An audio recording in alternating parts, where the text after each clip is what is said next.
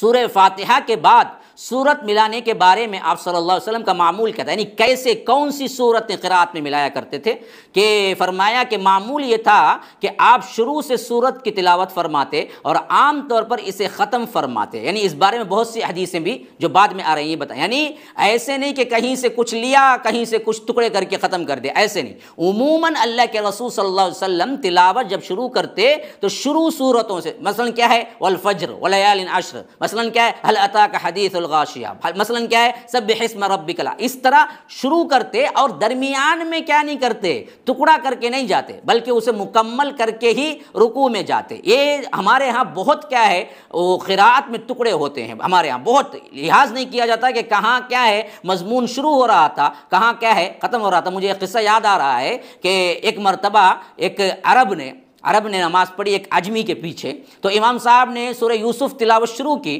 اور انہوں نے وہاں تک ذکر کیا جہاں لوگ آ کر حضرت یوسف علیہ السلام کو ان کے بھائی کیا ہیں کنویں میں ڈال دیتے ہیں، وہاں آ کے انہوں نے کھڑایا اور اس کے بعد دوسری رکعت میں کوئی دوسری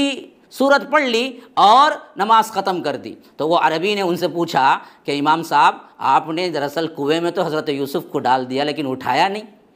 آپ نے کیا درمیان میں چھوڑ کے چلے گئے، مضمون مکمل ہی نہیں ہو رہا تھا، اگلا مضمون بھی مکمل کرتے تو اس میں اٹھانے کا بھی ذکر ہوتا۔ تو اس طرح کیا ہے بے ترتیب لینا اور بے ترتیب چھوڑنا یہ ہمارے ہاں بہت معمول ہے، کیونکہ اصل میں ہم معنی نہیں سمجھتے ہیں نا جی قرآن کے، ہم قرآن سمجھ کے نہیں پڑھتے ہیں نا، اس واسطے ہم کو پتہ ہی نہیں ہوتا کہ مضمون کیا چل رہا ہے، مضمون مکمل ہو کے رکوع کو جانا یہ بہترین ہے۔ تو اسی طرح